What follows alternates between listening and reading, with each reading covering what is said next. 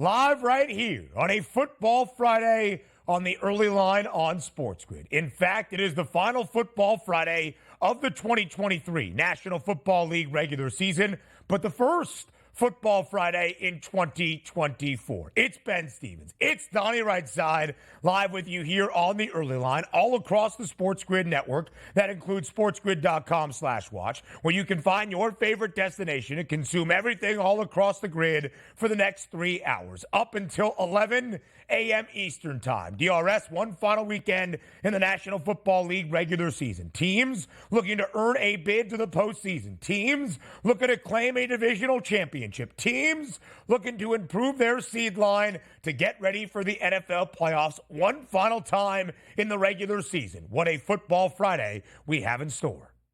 Excited for it, too, because there's a lot of ins and outs this weekend that we still don't know who's actually going to show up on Sunday and who is not. Coach is playing a little bit more tighter to the vest than what we've seen in previous years. Got a couple bets already going for this weekend. We'll certainly go over that during this show. But it's good because we're having a great end to the season in the NFL. And then also right away, once Sunday turns into Monday, it's a championship week here in college football. And that's our job, Ben, to get you ready for that championship week and beyond. And we will be live here on a Monday morning, unlike the last two Mondays, which was Christmas and New Year's Day. So a full CFP National Championship preview coming your way on Monday. Before we get to that, it's a Football Friday. But before we get to the football, a recap of last night on a Thursday around the sports landscape, because for the first time since the end of August, there wasn't a single either college or NFL football game on a Thursday. Let's bring in that SportsGrid radio audience here to hour number one of our first Football Friday of 2024. He's Donnie right side. I am Ben Stevens, Sirius XM Channel 159. All of our radio terrestrial affiliates now in the fold as well. Just a short slate, Donnie, in the NBA last night, a doubleheader, but of marquee matchups and some of the biggest stars in the association, including the two-time NBA MVP and the reigning NBA Finals MVP as well, Nikola Jokic. A 34-point performance, and he beats the buzzer last night in San Francisco from 39 feet away, nearly at midcourt. He hits a three right before the buzzer sounds at the Chase Center as the Nuggets knock off the Golden State Warriors with a huge fourth quarter comeback, 130-127. It was a big fourth quarter comeback, but here's the thing. If you were a Warriors backer, why are you cheering for that three-point shot going in? Well, game time, 3.5 was that line, so you covered the spread, even though they lost that basketball game. We came on yesterday. My play of the day, points and assists here for Steph Curry. Got the 36, only needed 32.5. That's another winner because my handicap was, look, Steph's probably going to have a big game either way. I don't know if I actually want to back the Warriors because it would have got a little bit tedious, but that number was already in the door with 30 points and 6 assists last night. So perfect handicap last night, cash in our pockets, Ben. In 3 of his last 5 games, the Joker, Nikola Jokic, had scored less than 20 points. Last night, he bounces back in a big way, over 26.5. He scores 34, had 10 assists, was just 1 rebound shy of a triple-double. Denver was a 3.5-point road favorite. Golden State now 10-4 against the spread as an underdog this year. Giannis Antetokounmpo went off for 44 points last night for Milwaukee on the road in San Antonio. The first matchup ever between the generational talent in Victor Wembanyama and the Greek freak in Giannis Antetokounmpo. Goes the way of Milwaukee, but the Spurs do cover as a double-digit underdog at home. And by the way, Vic had 25, 7, and 5 blocks as well. Yeah, it was a pretty impressive night for him all the way through. And yes, they did cover. And this was one of those handicaps, again, I looked at and said, all right, let's just play the odds here, Ben. It's a really high total. Milwaukee's on a back-to-back. There's no real handicap. Let's just go the under. And it sneaks under the total as well. 125, 121 final. Nice win for the Bucks there on a back-to-back. Important not to lose to Indiana, and also going up against the Spurs. So there you go. Salvage one of those there. And a good performance by Victor Wembanyama as well. 248.5 does stay under for two teams that had already played to the over in 21 or more games this year. The Bucks, against everybody that is not the Indiana Pacers, 24-6 so far this season. Now to college basketball, and I will dispute the headline that you are going to see. We talked about it yesterday. Midwest matchup in Tulsa, Oklahoma. I strongly disagree with that. But one thing I think we can all back as the Memphis Tigers are having a great start to this 2023-24 college basketball campaign. A 78-75 victory in Tulsa last night against the Golden Hurricanes. They did not cover as an 8.5-point favorite, Donnie, but Memphis this year, only 2 losses and a top 15 team in the country. Yeah, good win by them last night, too. And also, most of the conferences already underway in conference play. That was the first game between Tulsa and Memphis in American Conference play. It's always nice to start your conference off early January with a victory in your back pocket, and particularly a road victory in your back pocket. Good stuff by Memphis. 12-2 straight up for Penny Hardaway's Tigers so far this season. Back to the NBA quickly. Draymond Green is expected to be back at the Warriors practice facility in the coming days as he starts to begin his return to the association. Here we go. Congratulations, Golden State. You're getting a player that might be marginal coming back to your lineup and creating a lot of headaches and gets a big paycheck here. Sounds like good times out in the Bay Area. I mean, listen, Golden State 10-4 against the number as an underdog this year, but now 2 games below 500 after the loss last night against the Nuggets. They need all the reinforcements they can get, and maybe their enforcer in Draymond Green. Dalvin Cook was released by the New York Jets earlier this week. The 4-time Pro Bowler clears waivers yesterday, so he was free to sign anywhere around the National Football League. Wanted to be with a contender. He might be with the most contender out there, the AFC's #1 overall seed. Dalvin Cook, Donnie, signs with the Baltimore Ravens. It's a great retirement home there in Baltimore. You figure OBJ goes there, steals about $20 million this year. Dalvin Cook stole about $10 million. It's a great place to retire. You might even get a ring there. Fantastic. Listen, OBJ, though, has been very good for the flock this year. Baltimore needs some help in that backfield. I'm angry. What? Oh, you're angry at him. Okay, I'm sorry. Yeah, he's 18 yards short of his season-long number, which I bet back in August, and he will not be playing this weekend. So, therefore, he is officially retired for me, Ben. Is that confirmed he's not playing this weekend? Yeah, he was going to go. Got word yesterday. Oh, sorry, got word yesterday. Sorry. Yeah. Sorry. I heard he rented a boat in the Baltimore Harbor, though. Good things happen when OBJ rents a boat for a playoff team in a bye week. Baby. Anyway, we'll talk about that another time. Now to college football quickly. One of the top transfer portal quarterbacks, Kansas State, or former Kansas State QB, I should say, Will Howard, is now the newest quarterback in Columbus for the Ohio State University. Kyle McCord transferred, of course, to Syracuse. The dual threat, Will Howard, now the quarterback for the Buckeyes, Donnie. I mean, we must be in a real tough economy if that's all Ohio State can afford here in the transfer portal. Ooh. Let's get the Flames out on Friday, man. We're banging around on everybody this morning. That's it? That's who you're affording, Ohio State? I mean, Ryan Day, come on now. Let's stop the madness. I actually think Will Howard is a great get for Ohio State, and I believe brings a dual threat perspective to that quarterback room. Bryce Hopkins, by the way, Providence's star, is he older out than for Ryan the Day? year with a torn ACL that he suffered against Seton Hall. Around the association next.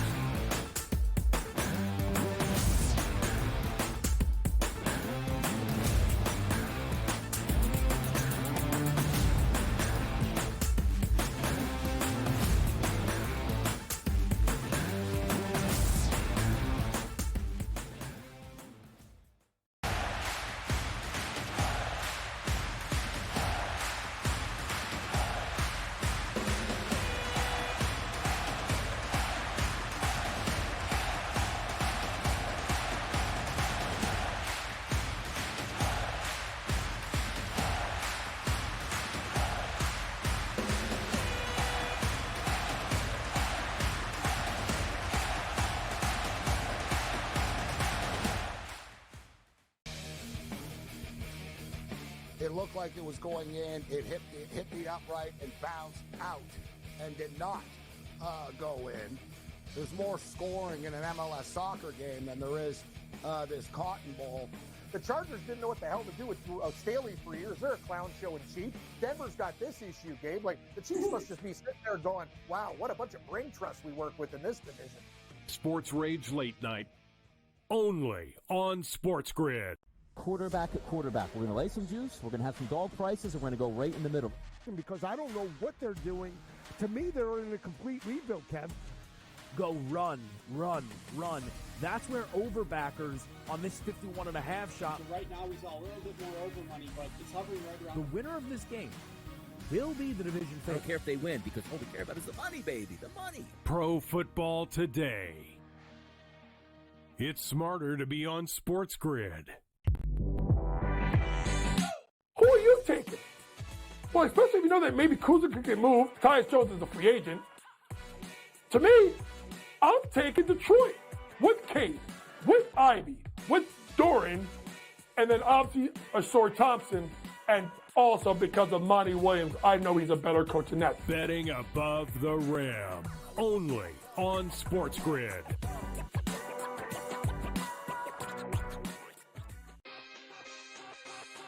We spent all offseason where the NFL said, hey, just so you guys know, running backs don't matter. If we then this year give the MVP to a running back, The irony. I am disappointed that they lost to FAU because secretly I don't really like this FAU team very much. I don't know. They're just not for me. And now they've completely legitimized the Owls. Game time decisions. Only on SportsGrid. Yay, congratulations, but the game was over at that point, so another one of those terrible beats. If you had 3.5, 4, even 4.5, this was a 10-point game until the final closing seconds. In-game live, prime time. Only on SportsGrid. SportsGrid, the only streaming sports betting network. Tips, info, and insights to up your IQ. It's smarter to be on SportsGrid.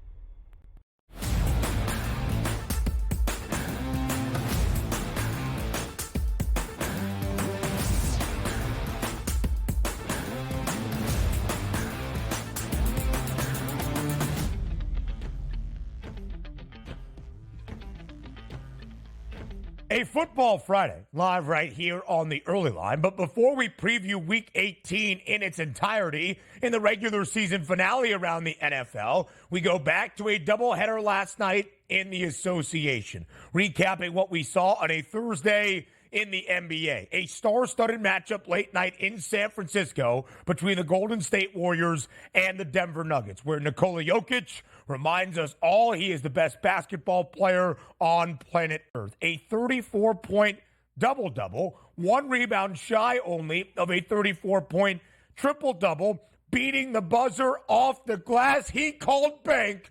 They win 130-127. Donnie Nikola Jokic hit a 39-foot three nearly from midcourt to give Denver the victory, 130-127 over the Dubs. The Warriors do cover, though, as a 3.5 or 4-point home underdog.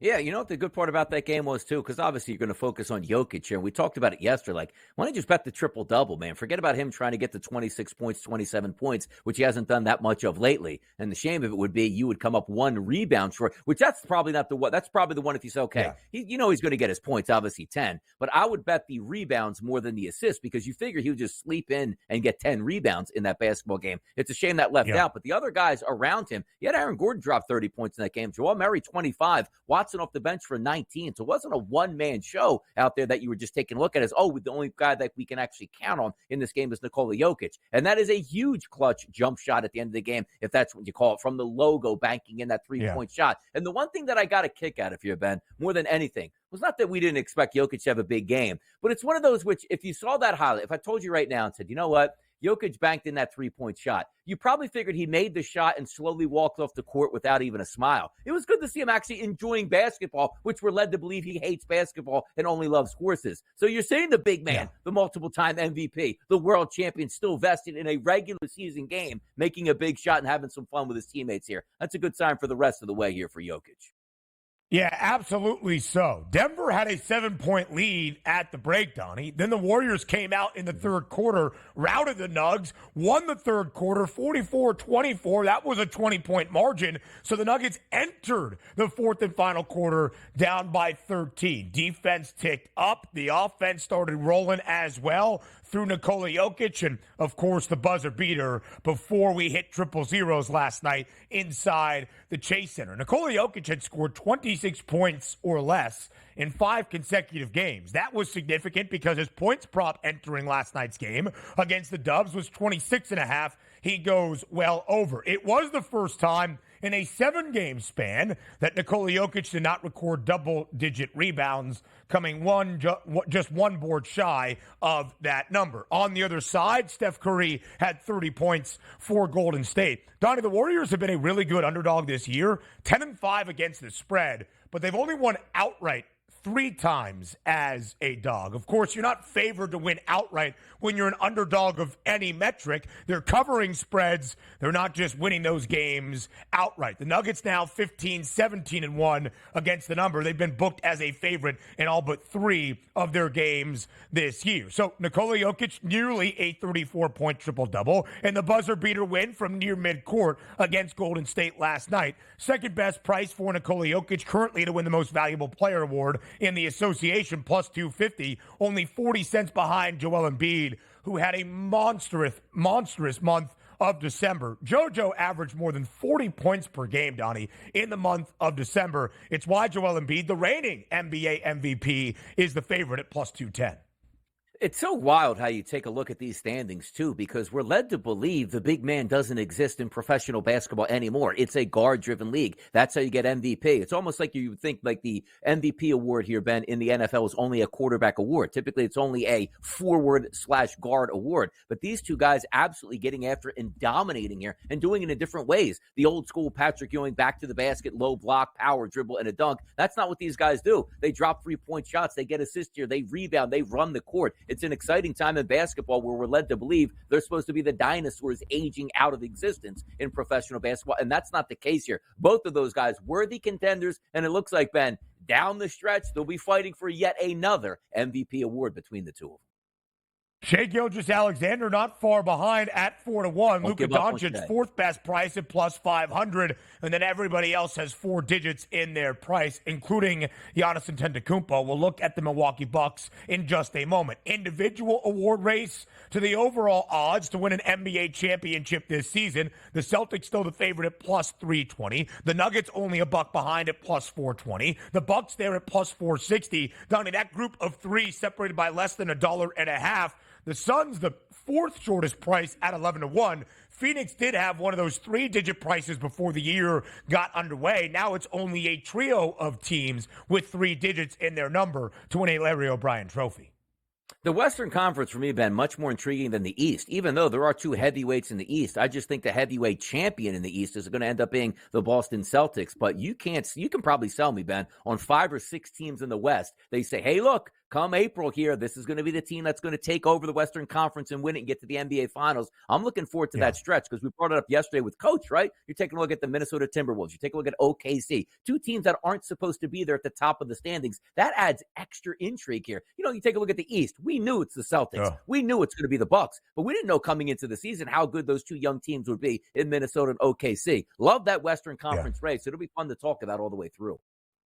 You know what's really interesting, Donnie? Some teams around the NBA, like Denver, have played 36 games. The Milwaukee Bucks just finished their 35th game last night that we'll recap in San Antonio in just a moment. We are closer to the halfway point than we are to the beginning of the NBA regular season. That will be my storyline to follow in the second half. What do those numbers for the Timberwolves, who have the best record in the West, or the Oklahoma City Thunder, now the 3rd best record in the West after Denver's win last night? What do those numbers look like? Minnesota OKC 8-1 to win the Western Conference at this moment, tied for the 4th best number, but the Timberwolves 18-1 to win that NBA championship. That's $5 better than the Thunder at this point. You won't see the San Antonio Spurs contending for an NBA championship this year. You will see the Milwaukee Bucks. The Bucks winning last night in San Antonio, 125-121. Second leg of a back-to-back for Milwaukee after going down in Indianapolis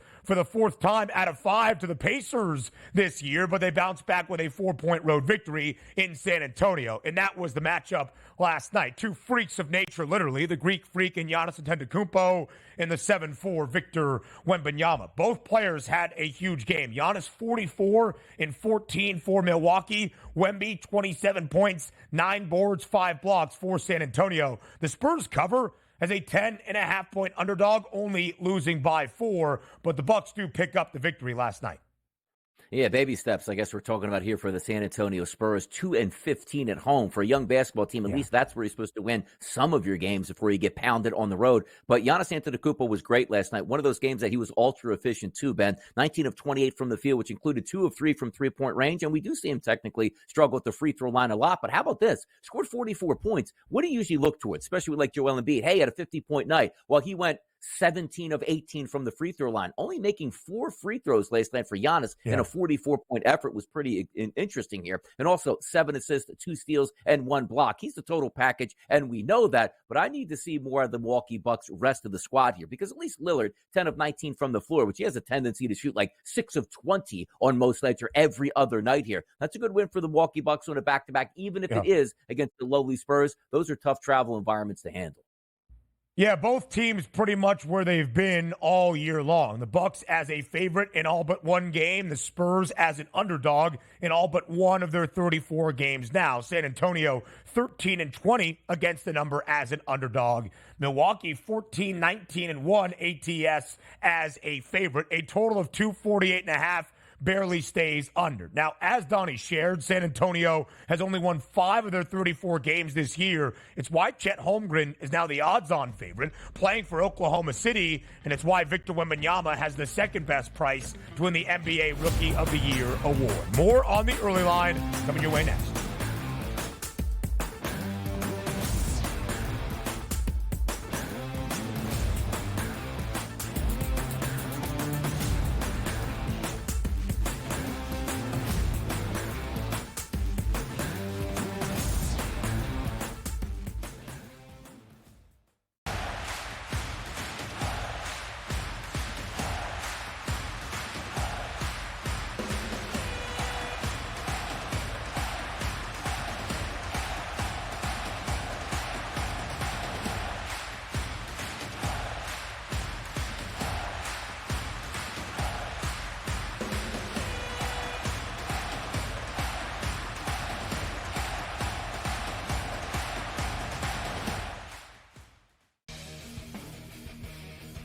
It looked like it was going in. It hit the upright and bounced out and did not go in. There's more scoring in an MLS soccer game than there is this Cotton Bowl.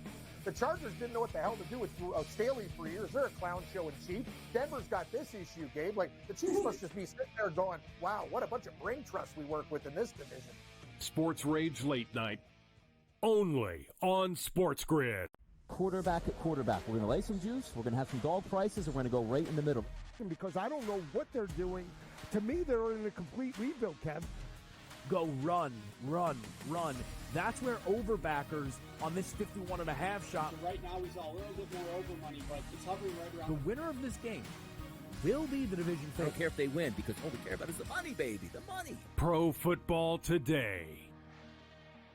It's smarter to be on SportsGrid. Who are you taking? Well, especially if you know that maybe Kuzma could get moved. Tyus Jones is a free agent. To me, I'm taking Detroit with Cade, with Ivy, with Doran, and then obviously Ashore Thompson, and also because of Monty Williams, I know he's a better coach than that. Betting above the rim, only on SportsGrid.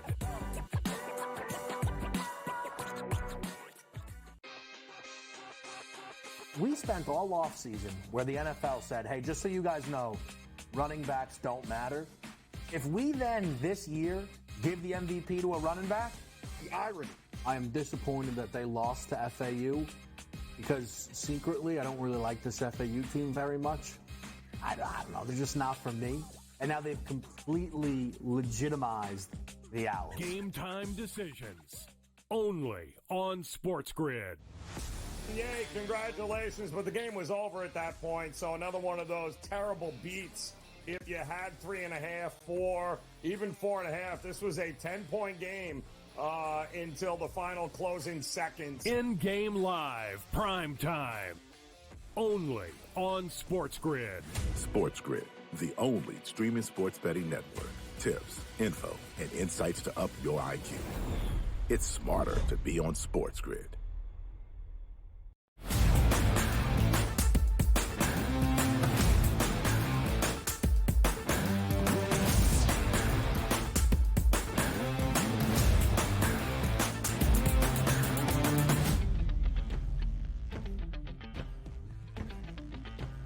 The final game of the year in the final game of the 2023 NFL regular season. We preview Week 18 live right here on a Football Friday on the early line on SportsGrid. It is the last game of the regular season. It's the regular season finale, week number 18 all around the league. But the true regular season finale is Sunday night in Miami for all the marbles. Here is what is at stake between the Buffalo Bills and the Miami Dolphins. The Dolphins have already clinched a playoff berth, but the AFC East divisional title on the line in South Florida on Sunday night. Whoever wins this football game is the AFC East champion. Buffalo has not clinched a playoff berth just yet, so they're trying to win the game just to get into the postseason as well. And as we look at the number, Donnie, it's a 2.5-point spread in favor of Buffalo on the road in the regular season finale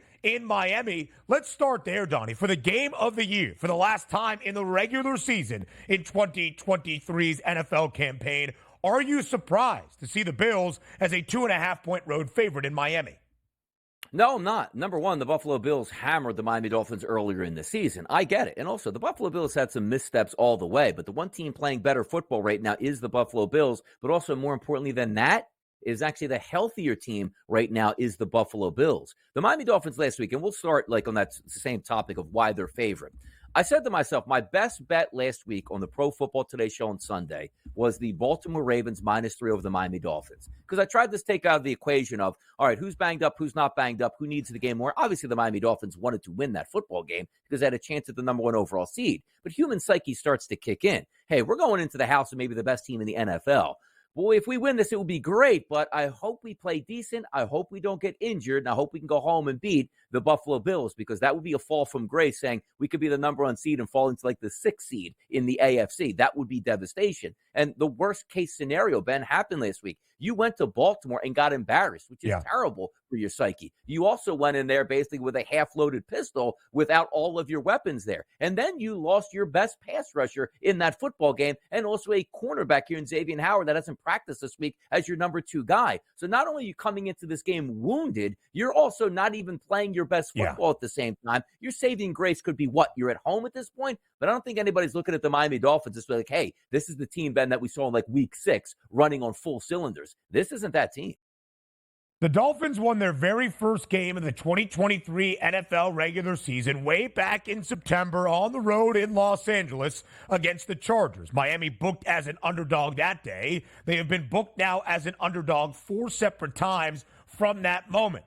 And they have lost every game, and they have not covered the spread in any of those 4 tries as a dog. 0-4 against the number as an underdog since the opening week of this year. They have lost all 4 of those games as a dog by at least a touchdown, not covering by an average margin of 14.2 points per game. And the reason the spread is nearly a field goal in favor of Buffalo is because not just of the stakes of this football game, but where the two teams enter from a health perspective.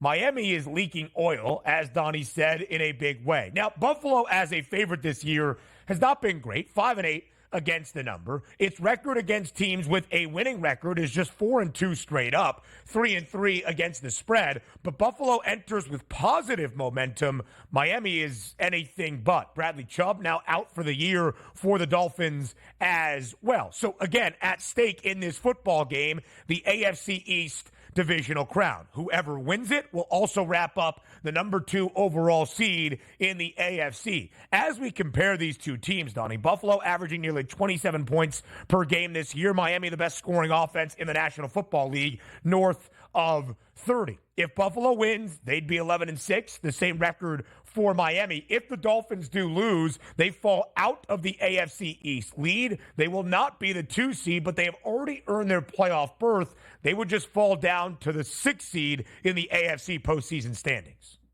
Yeah, it's going to be one to watch, too. They're hard knocks in season. It's the Miami Dolphins. You want to talk about some turmoil? I'd love to watch next week if the Miami Dolphins end up losing this game of how they're going to rally the troops into the playoffs here. But sometimes you just want to break it down, Ben, to its simplest form here. You take a look at the Miami Dolphins offense. First of all, let's start with the offensive line. It's completely banged up. At least 3 or 4 offensive linemen this week have either been limited or missed practice time. That's not good here. Let's take a look at your two superstar wide receivers that are built on nothing but pure speed. Tyreek Hill, banged up with an ankle injury. He's been trying to fight through it. Missed practice yesterday. Seen in a walking boot. Still trying to rehab that ankle. Jalen Waddle on the opposite side. Maybe the best straight line, fast wide receiver in the NFL. He's got a high ankle sprain. If he plays this weekend, he'll be running at half speed here. You have two of the most dynamic running backs in the game when they get into the open field. Raheem Mostert hasn't practiced this week due to a knee injury. Devon Achane, as you saw, the knee injury and turf toe this week coming into it. And oh yeah, there's our quarterback that we say, it's no big deal, man. It's just the shoulder injury. He'll play through it there. Do you hear what we're trying to explain to you people out here? This is a Dolphins offense that was the most dynamic in the NFL, injured at every single position heading into this game. That spells trouble. Yeah, as we compare the quarterbacks as well, Josh Allen, 243.5, 1.5 passing touchdowns, the number. Tua Tagovailoa is going to play in this game and was at practice yesterday, but is dealing with that shoulder injury in his left throwing arm. 268.5 is the number for Tua Tagovailoa. Jalen Waddle probably not going to be out there. Tyreek Hill has been in a boot dealing with that ankle injury since before Christmas. This Miami offense, the most explosive offense in the National Football League, is not at full health. So what will the Dolphins need out of Tua, Donnie, if they are going to pull the upset over Buffalo? And what then do you expect out of Josh Allen, his counterpart in the regular season finale? Yeah, you take a look here. Like Mike McDaniel's going to have to pull a rabbit out of a hat this weekend because here, from the betting aspect of it, right, you take a look at those threes turning into 2.5s. If you like the Buffalo Bills right now, I would probably say wait this one out. The one thing we know about NFL players, Ben, they are extremely tough. And when the game is on the line and they know they have to play, it doesn't matter if they're hobbling, they're going to give it a go. So let's fast forward to Sunday afternoon, right? It's a late game. So you got some time to sort of figure and read the tea leaves. You get the Rappaports and the Schefter's out there sending out tweets. You know what I'm going to anticipate? Tyreek Hill playing, Devon Achane playing, as well as Raheem Mostert, as well as Jalen Waddle going to give it a go. And the betting public goes, ooh, they're all back in the fold. No, they're not. We're telling you right now, the practice reports are the biggest indicator of what's going to take place this weekend, not who's active on Sunday morning or Sunday night, of who can line up and say, hey, let me convince the trainer I can run in a straight line and say I'm going to be fine for the game, only to play 6 or 7 plays before bowing out. But the expectations here for me, this is Josh Allen's game. You're healthy on offense. Your running back now, and James Cook is now the best running back in that football game. Why? Because he's healthy and dynamic. Your wide receiving core is intact for this football game. You should have an advantage because also, look, Jalen Ramsey is a wonderful quarterback, maybe the best overall in the NFL, but behind him, there's absolutely nothing. And also, you don't talk about Jalen Phillips a couple weeks ago tearing his ACL. You had an unbelievable 1-2 punch on the outside, Ben. That's not even going to show up this weekend. So if you're Mike McDaniel, I don't know what you say to say, well, look, we got to somehow get into the 30s with our entire offense dinged up. It's just a tough game plan. I expect better out of Josh Allen, not because he's better than Tua Tagovailoa, but he's healthy. And so is the offense here for the Buffalo Bills. Donnie, that's why Miami, you mentioned the two guys up front that come off the edge, Bradley Chubb, who is versatile along that defensive line, and Jalen Phillips. It's why Miami, with Christian Wilkins in the middle, was one of the 5 best rushing defenses for most of this year in the National Football League under Vic Fangio. They have fallen outside of that after Baltimore ran all over them to the tune of 160 yards on the ground last week. And when you look at how this game might be played, Josh Allen, 243.5, a number he has been well under in terms of the passing yards in the last month in the National Football League. But where I think you find value on Josh Allen, over 36.5 rushing yards, and to find the end zone at minus 125. 8 rushing scores for Josh Allen in the last 5 games for Buffalo. Multiple rushing touchdowns in 3 of the last 5. He has scored in the last 5 games for the Bills. So let's go overall outlook, Donnie, because even if Miami, as the odds indicate, does lose its regular season finale at home against Buffalo on Sunday night, the Dolphins have already earned their playoff berth.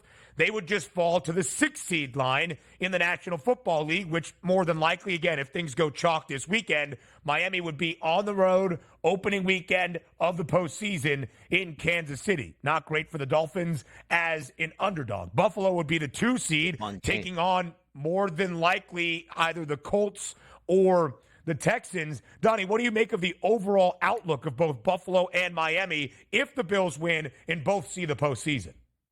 If I think the Buffalo Bills win this game and take over the number 2 seed, Ben, they will be playing for the AFC Championship game, probably versus Baltimore. That'll be an epic finish here. Now, granted, if they lose and somehow Pittsburgh still loses and they get in, we're not going to count out the Buffalo Bills. And certainly we're never going to count out the Miami Dolphins if they can somehow get healthy over the next 1 to 2 weeks here. They'll be able to take down anybody if they play well. We're talking about, oh, no, Ben, you don't want to play the Chiefs. Oh, you don't want to play the Chiefs? This isn't the Chiefs of the past 2, 3, 4, 5 years at home. Yeah. You can actually go into Kansas City and win football games. And correct me if I'm wrong, before we watch Kansas City clinch the division, they were on a 3-game home losing streak, something unheard of at Arrowhead with Patrick Mahomes and Andy Reid. So I'm looking forward to this, but it'll be interesting to watch this play out. And also keep in mind, again, if that game takes off where the Buffalo Bills are already in the playoffs, maybe that eases the blow for the Bills because, my God, this could set up again for a number 2 seed or you don't even go to the playoffs, which is such a wild theory. And it's great that the NFL flexed this game in the Sunday night for that. And we will see all of the options that will result in Buffalo's playoff chances. The Bills will know their exact fate by the time they kick off in just 2 days, Sunday night in Miami. Buffalo right now tied for the second best price to win the AFC Championship alongside the Chiefs at plus 430. Both of those teams nearly a full $3 behind the Baltimore Ravens, the number 1 overall seed in the AFC and the favorites at plus 135. Plenty more previews around week 18 next.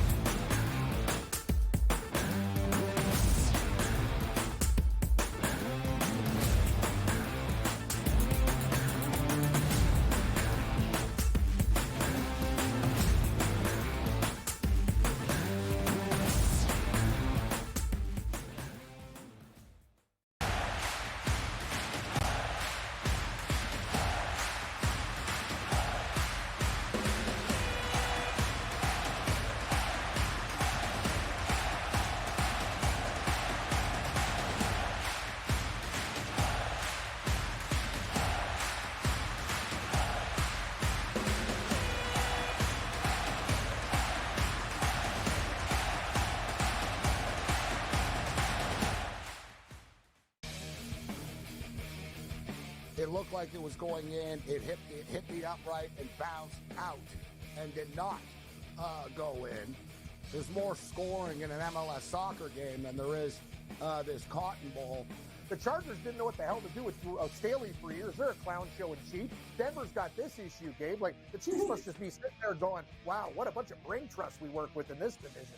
Sports Rage Late Night, only on SportsGrid. Quarterback at quarterback. We're going to lay some juice. We're going to have some dog prices, and we're going to go right in the middle. Because I don't know what they're doing. To me, they're in a complete rebuild, Kev. Go run, run, run. That's where overbackers on this 51.5 shot. So right now we saw a little bit more over money, but it's hovering right around. The winner of this game will be the division I favorite. don't care if they win because all we care about is the money, baby, the money. Pro Football Today. It's smarter to be on SportsGrid. Who are you taking? Well, especially if you know that maybe Kuzma could get moved. Tyus Jones is a free agent. To me, I'm taking Detroit with Case, with Ivy, with Doran, and then obviously Ashore Thompson, and also because of Monty Williams, I know he's a better coach than that. Betting above the rim, only on SportsGrid.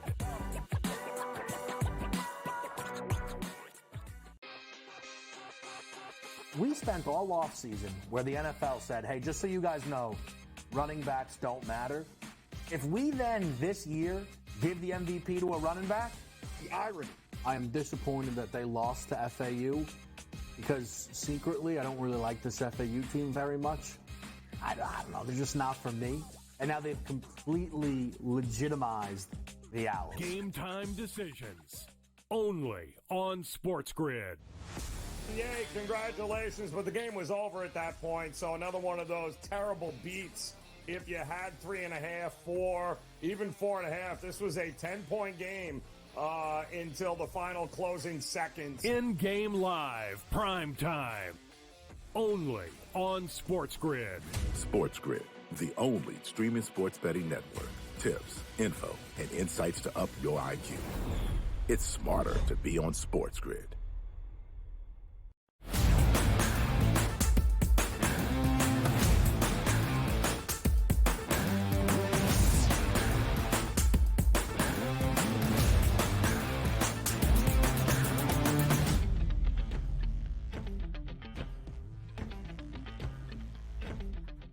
Week number 18, the regular season finale around the National Football League. Let's take a look at the AFC playoff picture, where the conference stands, literally in the standings, entering this final week of the 2023 NFL regular season. The Baltimore Ravens have already clinched the number 1 overall seed in the AFC. The Flock has the NFL's best record, 13-3. The Dolphins at the moment, the 2 seed, but as we just broke down the game of the week and the true regular season finale for the Fins against the Bills, a lot is at stake on Sunday night. The Chiefs firmly in that 3 spot. We will see who the eventual champion of the AFC South turns out to be. The Browns locked into the 5 spot, the top wild card team in the AFC as well. We'll see what happens with the 6 in that monumental matchup between Buffalo and Miami on Sunday night. And then who earns the 7th and final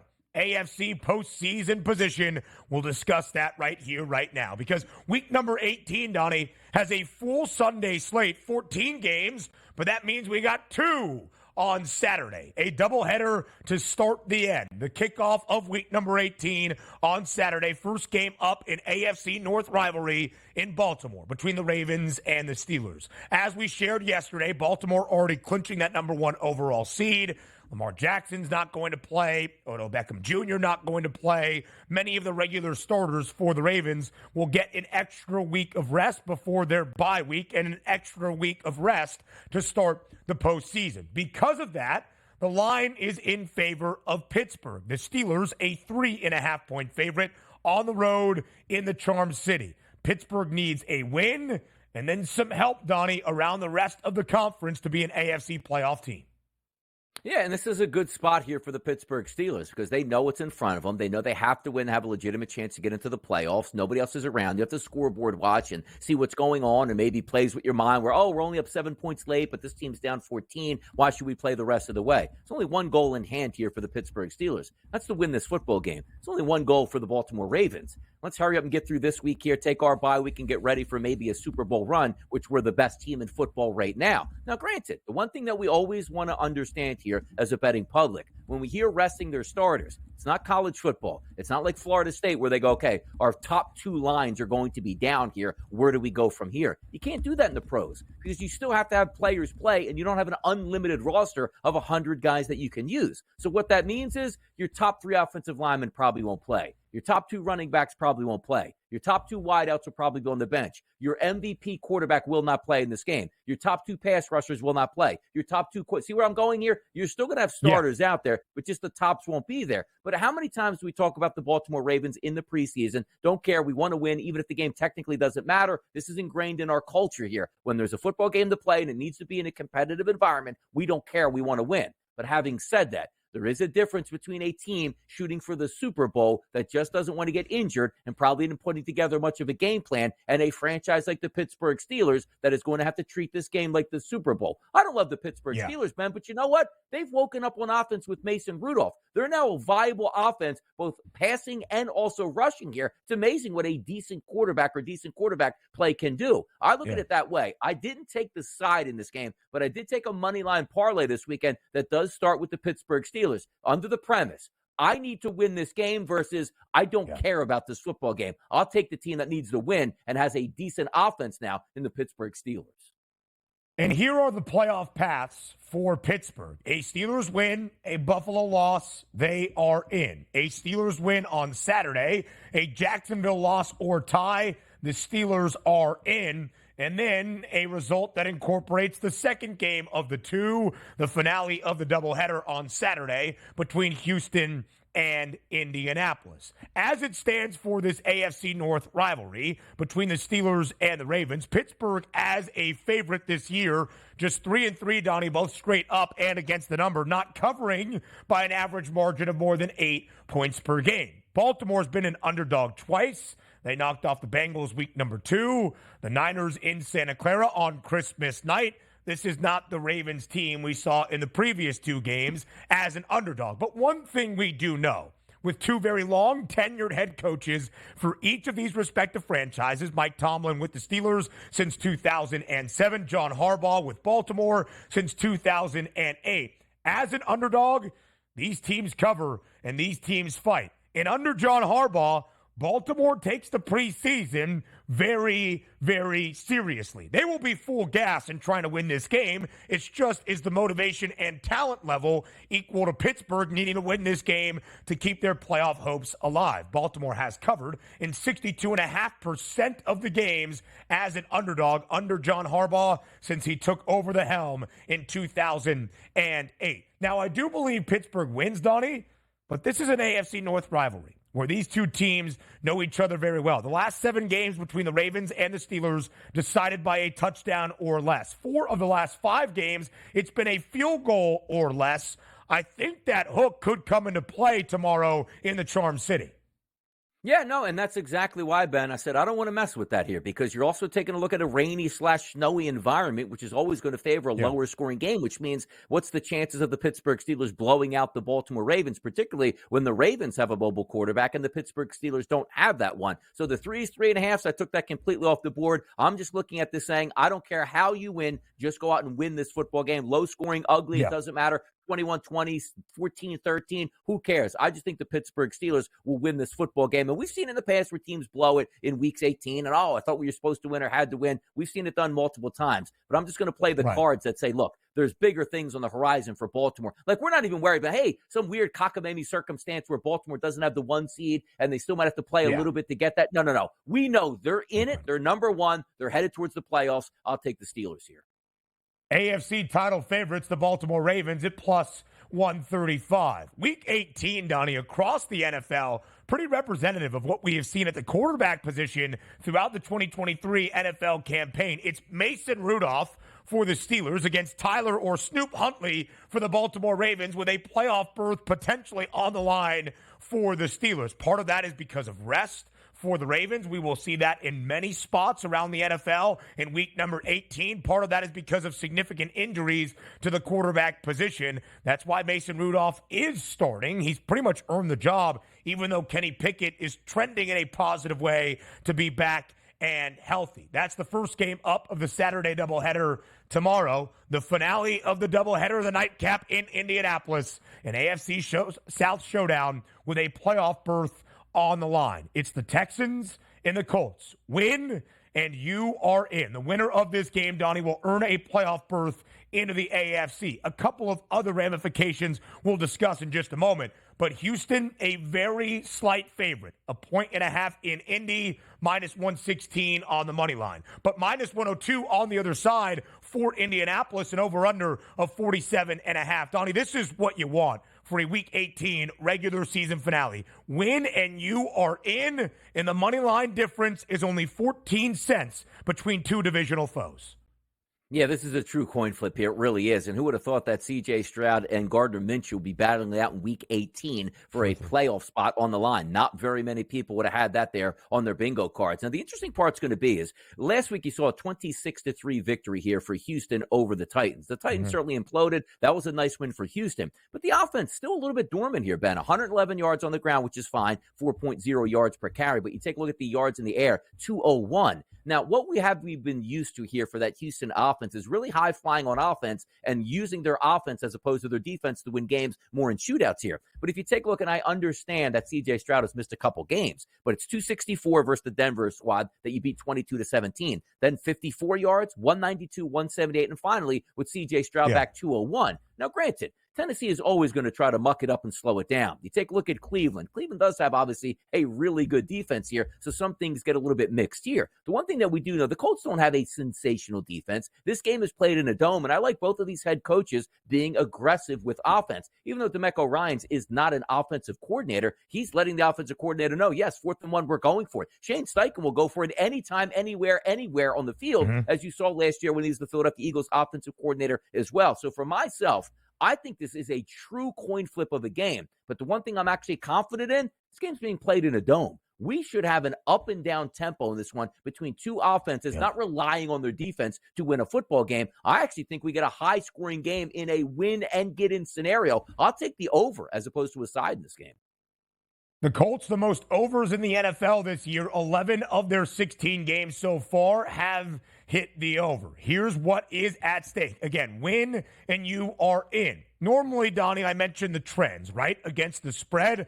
This is minus 116 money line for the Texans, minus 102 money line on the other side for the Colts. It is a straight up victory in a win and in scenario. So Houston this year as a favorite has not been great as a young team, just 4-3 straight up. Indianapolis as an underdog, 3-7 straight up. The Colts are in this position because Indy has won 5 of their last 7 games. All 5 victories for the Colts in that span have come as a short favorite, 3.5 points or less. They are at least just on the money line, a slight home underdog tomorrow night on a Saturday. So the winner of that game earns an AFC playoff berth. And the winner of that football game, Donnie, stays alive in the chase for an AFC South divisional crown with a Jacksonville loss on Sunday in Nashville. So now we go to the Jaguars and the Titans. It's a 3.5 point spread in favor of the Jags. The over-under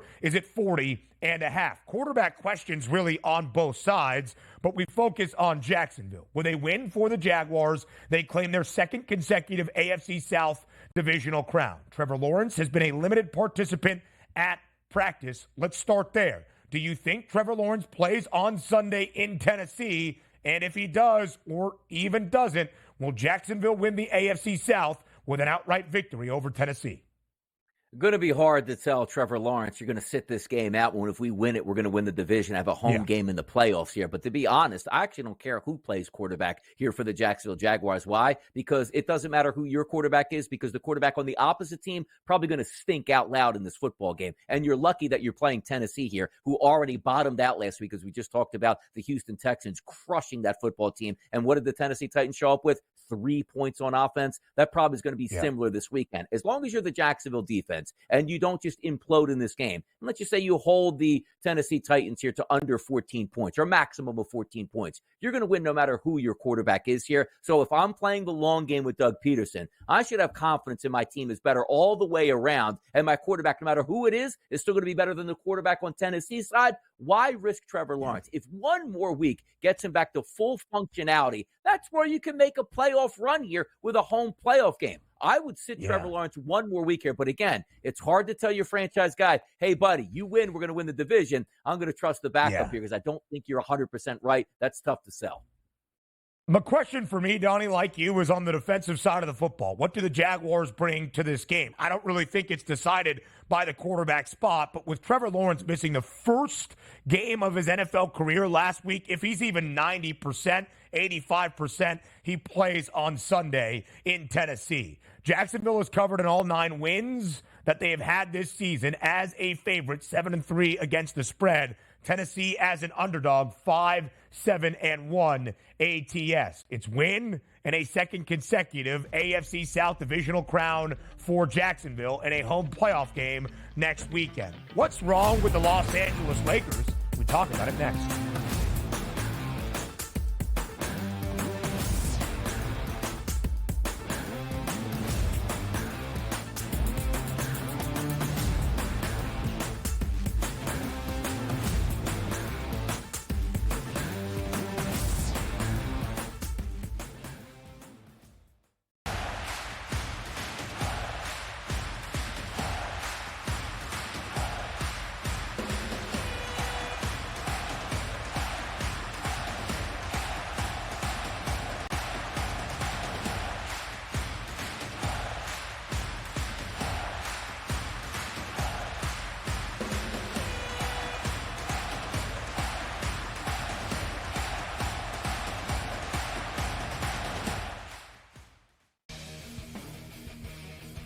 It looked like it was going in. It hit the upright and bounced out and did not go in.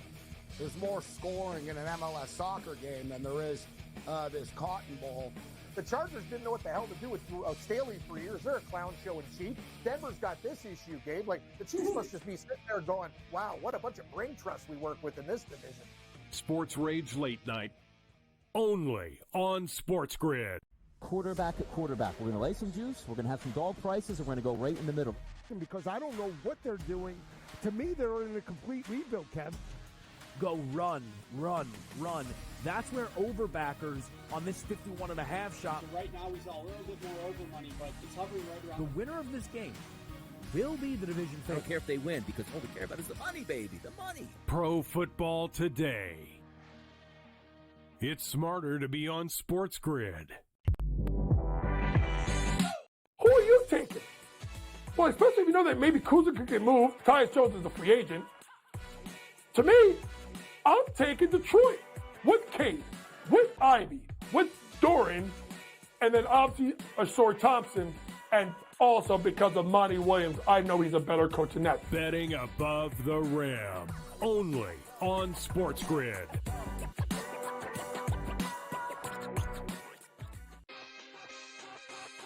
We spent all offseason where the NFL said, hey, just so you guys know, running backs don't matter. If we then this year give the MVP to a running back, The irony.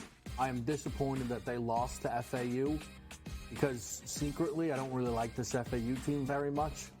I don't know. They're just not for me. And now they've completely legitimized the Owls. Game time decisions. Only on SportsGrid. Yay, congratulations, but the game was over at that point, so another one of those terrible beats. If you had 3.5, 4, even 4.5, this was a 10-point game until the final closing seconds. In-game live, prime time. Only on SportsGrid. SportsGrid, the only streaming sports betting network. Tips, info, and insights to up your IQ. It's smarter to be on SportsGrid.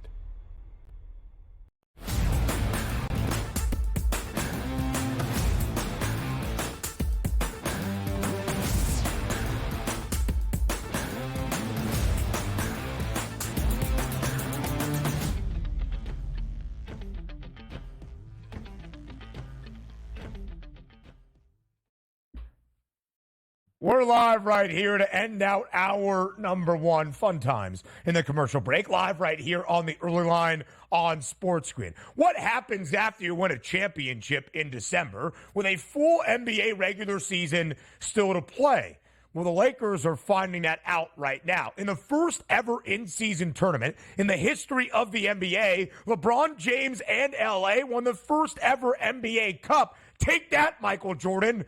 Well, from that point, the Lakers have lost 9 of their last 12 games. And according to our guy, FanDuel TV's Shams Charania, quote, there is currently a growing disconnect between Darvin Ham and the Lakers locker room, stemming from disjointedness around rotation and adjustments. Interesting, Donnie, that LeBron James, the man who has been known at times as a coach killer in the NBA, is having disagreements with the head coach in LA in Darvin Ham. What do you think the future holds for Ham and the Lakers? Yeah, I don't know what the argument would be behind the scenes because it's not as if it's like, hey, LeBron, I think you need to sit down in the third quarter and not play basketball. And LeBron goes, no, I'm going to go in and play basketball. Same thing with Anthony Davis. You're hired to be fired in the NBA and professional sports, so it's no surprise that when you're not playing well and a superstar that's running out of time in his career says, it's not my fault we're losing basketball games. It's Darvin Ham. Stop the madness here, but that's the way. If you're Darvin Ham, you signed up for this, right? Like, this is what you signed up for. Let me get an easy paycheck. We'll see where it goes here. I'll get fired, and then I'll just go on with my life. So that's the story for LeBron James, right? And it's not necessarily his fault. It's his aura. It's his star power. It's his superpower that when LeBron James-led NBA teams have success, it's all because of LeBron. When they do not, that's when the focal point goes to the head coach. When the Lakers won a championship or reached the Western Conference Finals last year, people weren't praising the coaching adjustments made by Darvin Ham the same way they gave the credit to Michael Malone, the head coach of the Nuggets. It comes with the territory. The Lakers have only also covered 4 times in this 12-game weird span. The early line, hour 2, less than 55 seconds away.